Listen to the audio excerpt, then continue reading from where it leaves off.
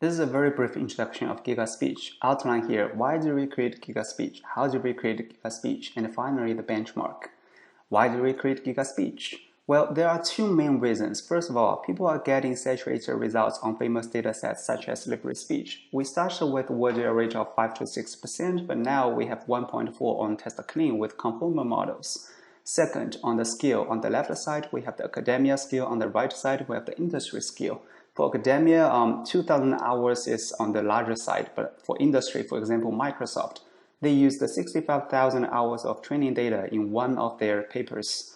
There is a huge gap, so that's why we provide a GigaSpeech. A few highlights here. It is for English. We have 33,000 hours of unsupervised data. We have 10,000 hours of transcribed training data. It is multi-source, multi-style, multi-topic, and most importantly, it is free for research purposes.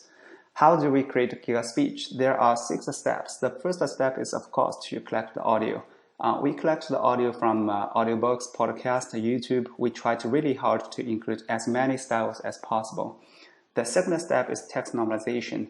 We applied the standard text normalization, including case normalization, special symbol removal, and so on. The third step is the forced alignment, which is to figure out the time steps for different words. We implement our aligner with Kaldi. The initial aligner was trained on library speech. We then trained the aligner with the in-domain data. Punctuations were treated as words. Step 4, audio segmentation. There we have a lot of rules here, but we don't have time to go into details. Step 5, segment validation. There are a few things here. First of all, for this alignment graph, we allow insertion, deletion, and substitution to the reference. Second, the validation process tries to figure out tries to detect the transcription errors. And finally, when there's errors with the transcription, we sometimes allow reference rewriting. The final step is to make sure that we have very good quality data. So we calculate the frame level segmentation position and the recall on the evaluation set, since that is manually transcribed.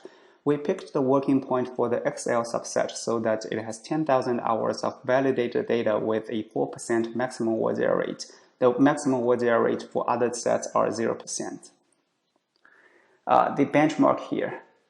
We have 2 evaluation sets. For the dev set, we have 12.5 hours, and for the test set, we have 40.3 hours. Part of the data was manually selected so that we have very good coverage of diversity. We have a leaderboard for different models, including RNT Chen models, transformer conformal models, and please submit your models to our repository here. Thank you, and that's it.